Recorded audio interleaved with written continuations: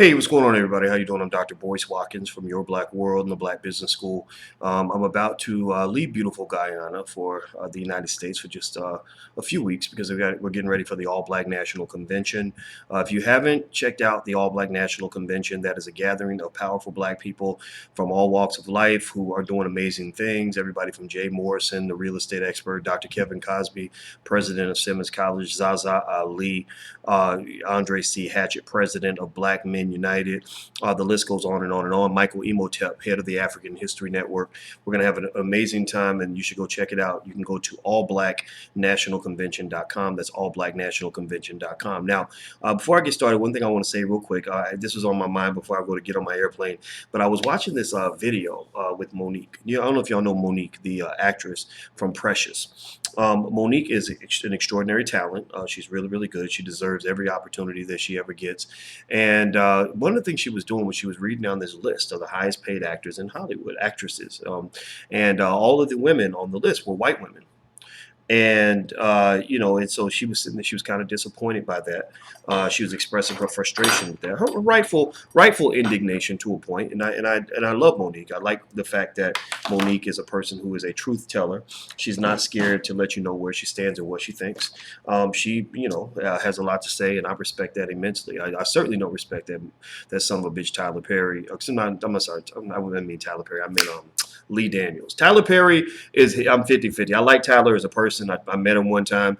I don't have as much of an issue with him as I have with Lee Daniels. I'm not a big fan of Lee Daniels. I think Lee Daniels is poison to the Black community. But that actually leads to my point, right? So Monique has this issue with Lee Daniels, and let me tell you what the funny thing, the interesting thing is here, and this is what I want to kind of explain to you, to us as a people.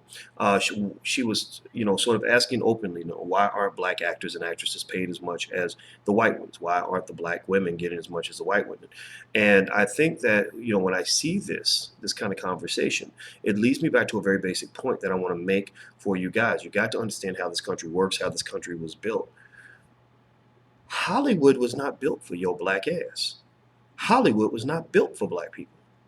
I've been reading a great book, An Empire of Their Own, How the Jews Built Hollywood.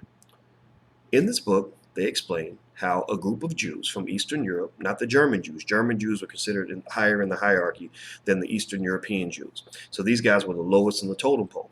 They came to the United States and they said, we don't want anybody to have an image of our people that we don't approve of.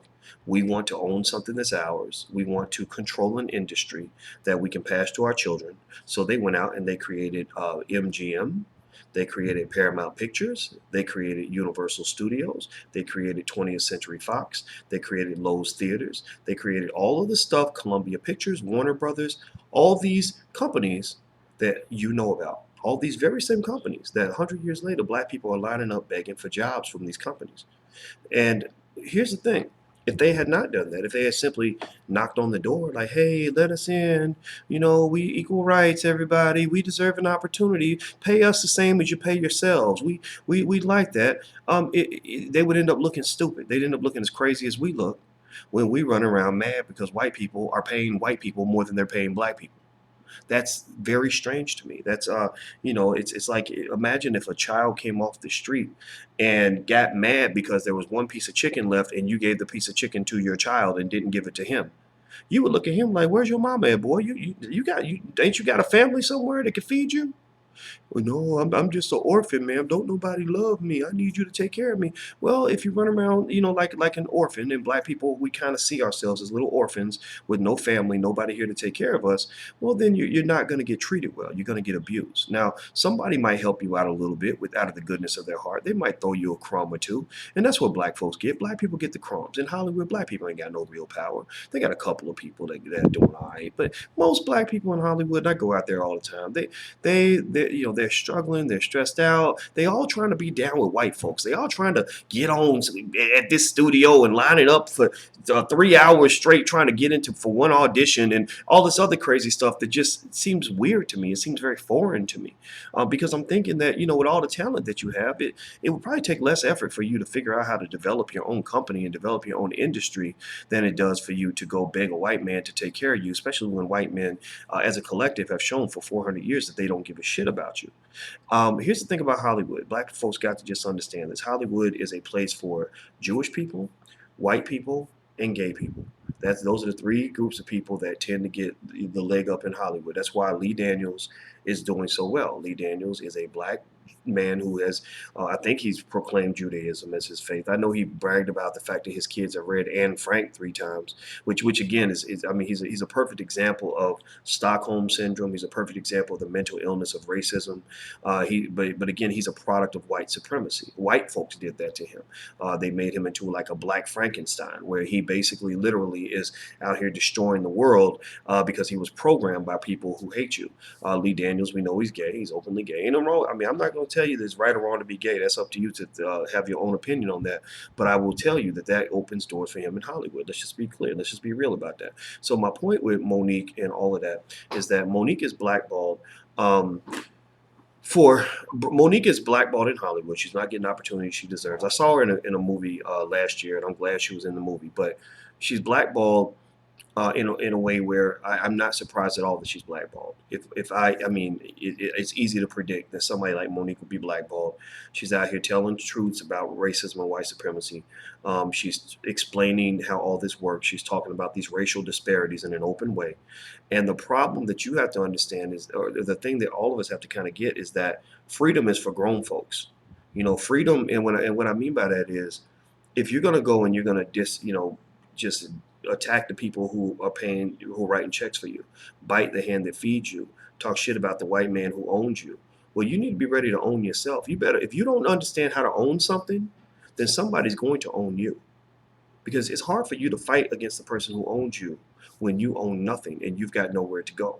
So what happens is, when you see black actors and actresses speak up about the racism in Hollywood, they get blackballed and they have nowhere to go. Why? Well, because you have a community that's always looking for the party and never looking for the power. You look at hip hop. Look at hip hop. Black people, you invented hip hop. You created one of the most powerful and extraordinary art forms in the history of all mankind, and you don't even own that shit. Why do you not own it? Well, let me tell you. I had a conversation on my podcast one time with some brothers that were down, back in the days of Africa Bambaataa and Grandmaster Flash, right in the South Bronx, in the heart of everything, back in the '70s. And I said, how did you feel when you saw the Sugar Hill Gang come out and become the face of hip hop, when these are three guys off the street who really were not entrenched in the culture? They said, oh man, it pissed me off. It made me mad. And I said, well, why didn't you guys think about that? Weren't you thinking about the business of it? Didn't you think about a way to structure a corporation around the mass distribution of this beautiful art form? And let me tell you what they said. And pay attention to what they said. And I'm not dissing them. I'm not dissing them, but it speaks to the mentality. They said, well, we were just looking for a good time. We weren't really even thinking about the business side. And we were just looking for a good time. Well, if you ain't thinking about the business, then don't be surprised when you get robbed. When you're not paying attention to where the money's at, don't get mad when somebody else comes up and grabs the bag of money and takes it while you looking for the party. Black people, stop looking for the party and start looking for the power. Stop looking for the turn up and look for a way up. Look for a position where you can actually be the one in control of your destiny. Because if you don't, then what's going to happen is you're going to end up looking very immature and childish and weak. You're going to be and the reason I say freedom's for grown folks is because when you don't have real power, grown people have power. Children have no power. Children can't control their destiny typically. All children can do is cry and whine. When a little baby decides that he wants some food, he can't get up to the refrigerator and go get him something to eat. He can't get in the car and drive to the grocery store. He can't pull money out of his pocket and buy a meal or grow some food in the backyard. So what does a baby do when he gets hungry? He whines, yeah, I need some food, right? Because he's waiting for his mommy to come in and feed him. He's waiting for his parents to come and take care of him because he can't take care of himself. Black people, white folks are your parents. Whenever you find yourself deprived, when you find yourself unloved, blackballed, locked out, broke, struggling, whatever, what do you start doing? Black Lives Matter, they treat me bad, this ain't fair, they treat me wrong, and you're waiting for them to come and feed you because you can't feed yourself. Always looking for the party, but never looking for the power. You spend less time building businesses than you spend learning how to do the wobble. If we spent the time that we spent learning how to do the wobble, learning how to play football and dribble basketballs and sing and dance and rap and act and stunt and floss and shine and all this other stupid stuff and have swag, if we took that time and put that time into developing industry, then we wouldn't be sitting around feeling powerless like we do. We wouldn't be sitting around whining all the time. Freedom is for grown folks. If you're gonna stand up to that white man, if you really gonna get in his face and talk shit, if you're gonna tell him about himself, because we know he's a son of a bitch. We know white supremacy is a motherfucker. We all go through it. Everybody goes through it. But if you're gonna look that bully in the eye, you better have your own shit in place, because ain't nobody in their right mind gonna let you talk shit to them and then give you a paycheck. I know you ain't doing that in my house. You're not gonna come in my house and disrespect me and then tell me you gonna go in my room and sleep in the master bedroom. Oh no, we gonna have a fight. So what I'm saying to you is that Hollywood really ain't yours. But you've been fed this lie about post-racial America and everybody's the same and everybody's going to get treated fairly. So you whine about it because you are like the orphan child who truly thinks that you are a blood relative, when everything about the way your parents treat you is letting you know that you are other than, you are not one of them. So ultimately, again, go back to that point, freedom's for grown folks. Grown folks are not like the baby who cries when he gets hungry. Grown folks are the people who say, I'm hungry. I'm going to go cook myself something to eat. I need some food. Let's put a garden in the backyard. Let's get in the car. Let's drive to a restaurant. That's what grown people do. They take charge of their own destiny. So black folks, I ask you this. What are you doing to take control of your own destiny? What are you teaching your children right now today that involves the development of industry, that involves anything other than growing up, going to school, and begging a white man to take care of them for the rest of their lives? What are you doing with your children right now that's preparing them to do something similar to what the Jews did when they said, ain't nobody treating us right, it sucks out here, we're going to go build an industry and we're going to control that. To this day, the Jews were in Hollywood. Let's just be real. Go to Hollywood. The Jews, Jay-Z said it in 444. He said, you know why the Jews own everything in America? And he's trying to spit game. He's trying to give you game for $9.99. And y'all mad. Y'all mad because y'all can't dance to the fucking beat. And this man's trying to explain to you what power looks like. Again, always looking for the party, never looking for the power. That's why you find yourself in last place on a regular and consistent basis. That's it. I gotta go. I'm about to get on this plane and head back from Guyana.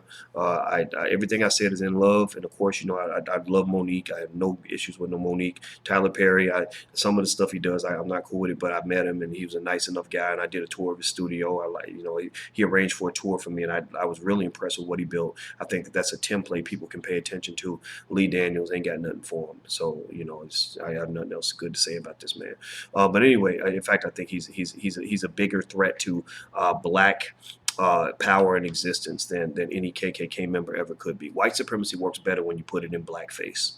And Lee Daniels is white supremacy and blackface, and that's just my 2 cents. So I'm about to go, guys. You have an awesome day, and don't forget All Black National Convention taking place September 29th through October 1st. On the 28th that night, if you get there early, I'm holding a special class on how to invest in the stock market, so you can check that out. You can learn about it all on allblacknationalconvention.com. We've got discounts at the Galt House, so call the Galt House and tell them you're with our group, and they'll give you a discounted rate. Also, if you live in London, I'll be in London next the weekend of October from the 12th through the 14th. I think this is when our events are. You can go to drboycelondon.com.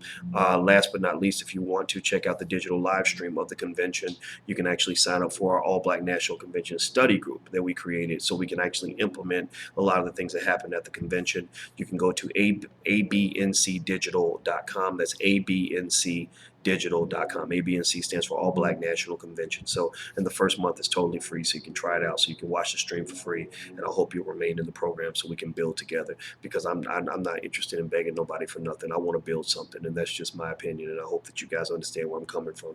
All right, so take care, guys. I love you. Have a great day. Talk to you soon. Peace.